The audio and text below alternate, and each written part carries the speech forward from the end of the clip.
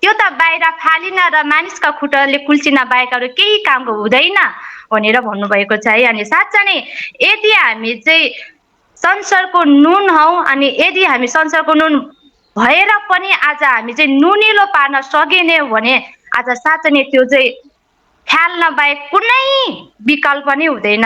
अनि त्यसलाई चाहिँ हाम्रो खुट्टाले कुल्चिन बाहेक कुनै विकल्प नै हुँदैन, कुनै काम पनि लाग्दैन त्यो। अनि त्यसरी नै आज हामीलाई परमेश्वरले नुनको उदाहरण दिनुभएको छ। अनि नुनको उदाहरण दिँदै गर्दाखेरि चाहिँ है हाम्रो जीवनहरू चाहिँ कस्तो छ, आज हामी नुन जस्तो भइरहेको छ कि छैन हाम्रो जीवन, आज परमेश्वरले हाम्रो जीवनहरू चाहिँ कस्तो छ, यदि हामी विश्वासमा आडिरहेको छ कि छैन। हामी विश्वास त गर्छौँ तर हाम्रो जीवनबाट चाहिँ है कामहरू आज साँच्चै नै विश्वास सँगसँगै हाम्रो जीवनमा कामहरू भइरहेको छ कि छैन। हामी विश्वास गर्छौँ तर हामी विश्वास नभएर आज परमेश्वरको महिमा हाम्रो जीवनबाट भइरहेको छ कि छैन, आज त्यो कुराहरू हामी देख्छौँ है यो बाइबलबाट चाहिँ। अनि साँच्चै नै परमेश्वरले हामीलाई नुनको उदाहरण दिनुभएको छ, तर हामी नुन जस्तो छ कि छैनौँ आज त्यो हामी आफैले, हामी मण्डली आफैले हामी सोच्नुपर्ने कुराहरू हो है। तपाईँ म सबैले हामी सोच्नुपर्ने कुराहरू हो। अनि 14 मा हामी हेर्दै गर्दाखेरि तिमीहरू संसारका ज्योति हौ, डाँडामा बसलेको सहर लुक्न सक्दैन। अनि अर्को उदाहरण पनि हामीले दिनुभएको छ परमेश्वरले, हामी संसारका ज्योति हौ।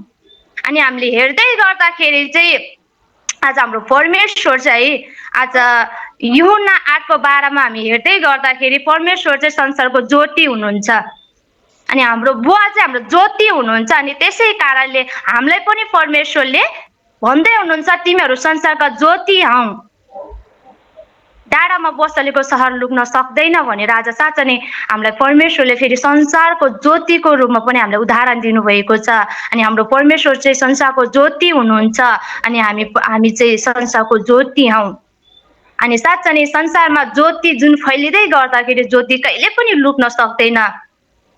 अनि हामी 15 मा हेर्दै गर्दाखेरि मानिसले बत्ती बालेर पाथीले त छोप्दैनन् तर समाधानमा राख्छन् र घरमा हुने सबैको निम्ति त्यसले उज्यालो दिन्छ। आज साँच्चै नै है, अनि बत्ती चाहिँ जब बत्ती चाहिँ समाधानमा राख्छन् अनि घरमा सबैको निम्ति उज्यालो दिन्छ। आज भनिन्छ नि है, हामीले भजनमा कोरासहरू पनि गाइन्छ, समाधानमाथि राखेको बत्ती हौ भनिकन हामीले भजनहरू पनि गाउँछौँ। अनि साँच्चै नै हामी चाहिँ समाधानमाथि राखेको बत्ती जस्तो हुनुपर्दछ। अनि त्यो बत्तीले चाहिँ संसारलाई उज्यालो दिन्छ, कहिले पनि अन्धकारलाई चाहिँ के भन्छ, अन्धकारलाई चाहिँ सबै अन्धकारलाई चाहिँ ढाकिदिन्छ अनि उज्यालो दिन्छ। आज त्यस्तै हामी पनि आज उज्यालो भएर आज समाधानमाथि राखेको बत्ती जस्तै भएर चाहिँ हामी जिउनु पर्छ। अनि साँच्चै नै अनि हामी 16 मा हेर्नेछौँ, यसरी नै तिमीहरूको ज्योति मानिसहरूको सम्मुखमा चम्कोस् र तिमीहरूले तिमीहरूको सुकर्म देखुन् र स्वर्गमा हुनुहुने तिमीहरूको पिताको महिमा गरून्। आमेन। आज साँच्चै नै है हाम्रो परमेश्वरको महिमाको निम्ति, हाम्रो परमेश्वरको प्रशंसाको निम्ति हाम्रो जीवनबाट चाहिँ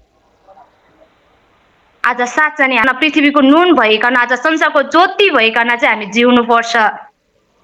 अनि साँच्चै नै हाम्रो परमेश्वर संसारको ज्योति हुनुहुन्छ अनि उहाँको छोराछोरी, हामी उहाँका छोराछोरीहरू हौँ। आज उहाँले हामीले चुनिएका, उहाँले हामीलाई बोलाएका, आज साँच्चै नै उहाँको है सन्तान हुने अधिकार हामीलाई दिनुभएको छ। अनि त्यसै कारणले उहाँ चाहिँ संसारको ज्योति भएको कारणले गर्दाखेरि आज हामीलाई पनि परमेश्वरले तिमीहरू संसारका ज्योति हौ भनेर परमेश्वरले भन्नुभएको छ। अनि साँच्चै नै हामी संसारको ज्योति चाहिँ भएर हाम्रो जीवनबाट चाहिँ हाम्रो परमेश्वरको महिमा हुने कामहरू चाहिँ हामीले गर्नुपर्दछ। अनि हामी कतिपय समयमा हाम्रो जीवनमा आज साँच्चै नै धेरै क्रिसको निम्ति, आज क्रिसको खातिर आज धेरै दुर्बलताहरू, धेरै दुःख कष्टहरू आउँछ अनि धेरै समस्याहरू आउँछ, तर पनि हामी चाहिँ परमेश्वरमा रहेर, स्थिरमा रहेर चाहिँ परमेश्वरमा अगाडि बढ्न सक्यौँ भने चाहिँ आज साँच्चै नै परमेश्वरले चाहिँ हामीलाई शक्ति दिनुहुन्छ, बल दिनुहुन्छ। अनि त्यसै कारणले हामी 2 कोरिन्थी 12:10 हामी हेर्नेछौँ। यसमा चाहिँ यसरी लेखेको छ, यसै कारण क्रिस्टको खातिर दुर्बलताहरूमा, बदनामीहरूमा, कठिनाइहरूमा, सतावटहरूमा, अपराधहरूमा म सन्तुष्ट रहन्छु, किनकि जब म दुर्बल छु तब म शक्तिशाली छु। आमेन।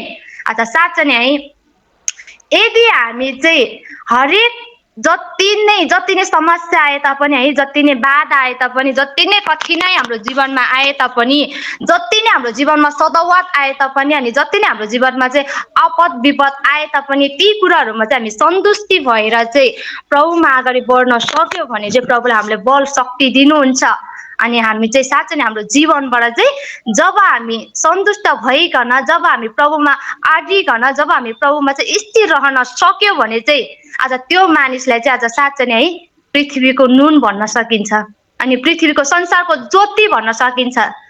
यदि त्यो मानिस त्यो आपद विपदमा, त्यो कठिनाइमा, त्यो समस्यामा, त्यो बाधामा, त्यो हरेक परिस्थितिमा चाहिँ यदि स्थिर रहन सकेन अनि त्यो दुःख कष्टमा चाहिँ साँच्चै नै त्यो विजय हुन सकेन भने चाहिँ त्यो मानिसले नुन र संसारको ज्योति भन्न सकिँदैन।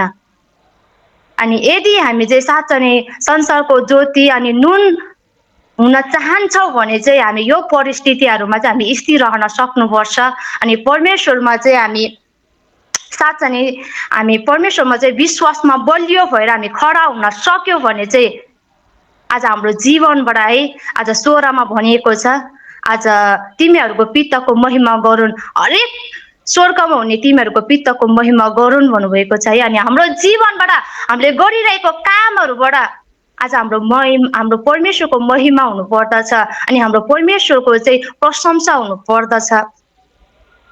हो हाम्रो जीवनमा है कतिपय समयमा चाहिँ हामीलाई परमेश्वरले हामीलाई तिठाउनुहुन्छ अनि परमेश्वरले हामीलाई परीक्षा पनि दिनुहुन्छ है।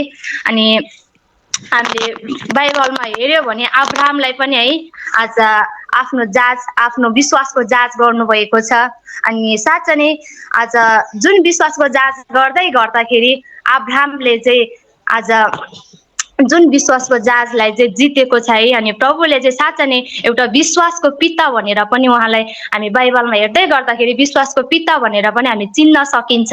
अनि त्यसरी नै आज हामीलाई पनि कतिपय समयमा हाम्रो जीवनमा परमेश्वरले हामीलाई जाँच गर्नुहुन्छ, हाम्रो विश्वास कतिको छ, मेरो छोराछोरी चाहिँ मेरो विश्वासमा चाहिँ अडिएको छ कि छैन, कतिको चाहिँ मेरो छोराछोरीले म माथि विश्वास गर्छ, भरोसा गर्छ अनि दुःख आउँदै गर्दा, समस्या आउँदै गर्दा यो छोराछोरी चाहिँ साँच्चै नै मदेखि टाढा जान्छ कि यदि मदेखि भाग्छ कि यदि मेरो नजिक आउँछ भनेर हामीलाई पनि जाँच गर्नुहुन्छ परमेश्वरले। अनि साँच्चै नै त्यो जाँच गर्दाखेरि चाहिँ यदि हामी चाहिँ त्यो जाँच गर्दै गर्दा त्यो जाँचमा चाहिँ हामी विजय हुन सक्यौँ भने चाहिँ त्यो मानिसलाई चाहिँ हामी नुन र ज्योति भन्न सकिन्छ। अनि त्यो मानिसलाई चाहिँ हामी साँच्चै नै संसारको ज्योति भन्न सकिन्छ अनि नुन भन्न सकिन्छ, किनकि त्यसले चाहिँ जुन परमेश्वरमाथि गरेको भरोसा र विश्वासलाई चाहिँ आज साँच्चै नै प्रभुमा आज साँच्चै नै प्रमाणित गर्न सकेको छ। अनि त्यसरी हामीले पनि साँच्चै नै जसरी अब्राहमले आफ्नो विश्वासलाई परमेश्वरले जाँच गर्दाखेरि आज जुन विश्वासबाट चाहिँ जितेको थियो अनि त्यसरी नै हामी पनि आफ्नो जीवनमा चाहिँ आज प्रभुमा भरोसा राखेर विश्वास गरेर आज प्रभुमा अगाडि बढ्न सक्यो भने चाहिँ आज साँच्चै नै हामी पनि एउटा विश्वासमा अडिएको अनि विश्वास एउटा इतिहास चाहिँ हामीले कोर्न सकिन्छ। अब्राहमले आफ्नो इतिहास कोर्न सक्यो। आज साँच्चै नै एउटा संसारको पिता, विश्वासको पिता भनेर है एउटा इतिहास कोर्नु भएको छ उहाँले। आज त्यसरी नै हाम्रो जीवनबाट पनि आज हामीले इतिहास कोर्नुपर्छ अनि हाम्रो जीवनबाट नि प्रभुको महिमा गर्नुपर्छ, प्रभुको महिमा हुने कामहरू हाम्रो जीवनबाट हुनुपर्छ। यदि हाम्रो जीवनबाट चाहिँ प्रभुको महिमा हुने कामहरू भएन भने चाहिँ आज हामीले साँच्चै नै प्रभुमा विश्वास गरेको त्यो व्यर्थ हुन्छ।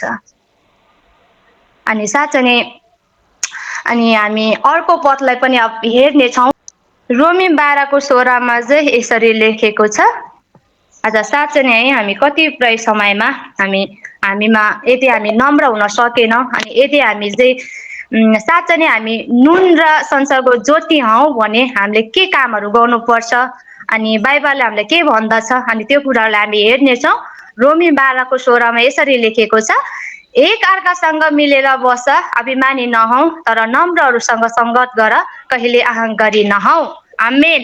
आज साँच्चै नै हाम्रो परमेश्वरले चाहिँ आज साँच्चै नै हामीलाई उदाहरण दिनुभएको छ अनि यदि हामी त्यो बन्न सक्यो भने यदि हामी संसारको ज्योति हौँ अनि हामी यदि पृथ्वीका नुन हौँ भने हाम्रो जीवनमा चाहिँ के हुनुपर्छ अनि हाम्रो जीवनमा चाहिँ के कुराहरू देख्नुपर्छ त्यो कुराहरूलाई चाहिँ हामी हेर्नेछौँ है। अनि यहीँ लेखेको छ स्पष्ट रूपमै एकअर्कासँग चाहिँ मिलेर बस, अभिमानी नहौँ तर नम्रहरूसँग सङ्गत गर, कहिले अहङ्कारी नहौँ। साँच्चै नै हामी एकअर्कासँग मिलेर बस्नुपर्ने कुराहरू अनि अभिमानी नहुनुपर्ने कुराहरू अनि नम्रहरूसँग चाहिँ हामी सङ्गत गर्नुपर्ने कुराहरू है अहिले हामी हेर्दै गर्दाखेरि हामी मिलेर बसिरहेको होइन तर एकअर्काको कुरा काट्ने, एकअर्काको चाहिँ विरोध गर्ने त्यो कुराहरू देख्छौँ है हामीले। अनि साँच्चै नै हामी चाहिँ नम्रहरूसँग चाहिँ सङ्गत गर्नुपर्ने ठाउँमा संसारको मानिसहरूसँग सङ्गत गर्ने, संसारको मानिसहरूलाई चाहिँ साथी बनाउने अनि उनीहरूलाई चाहिँ आफ्नो परमेश्वरको नजिक ल्याउनु पर्ने ठाउँमा परमेश्वरसँग चाहिँ गाँसिनका निम्ति त्यो बाटोहरू देखाउनु पर्ने ठाउँमा चाहिँ तर हामी कतिपय समयहरूमा चाहिँ संसारको कुराहरूमा अल्झिरहेको हुन्छ है। संसारको कुराहरूमा चाहिँ संसारको मानिसहरूसँग चाहिँ हामी गाँसिरहेको हुन्छ तर परमेश्वरको वचनले के भन्दछ, नम्रहरूसँग चाहिँ सङ्गत गर भन्नुभएको छ अनि कहिल्यै अहङ्कारी नहौ भन्नुभएको छ। साँच्चै नै आज हामी यदि पृथ्वीका नुन र संसारको ज्योति हौँ भने आज हाम्रो जीवनमा यी कुराहरू हुनु पर्दछ।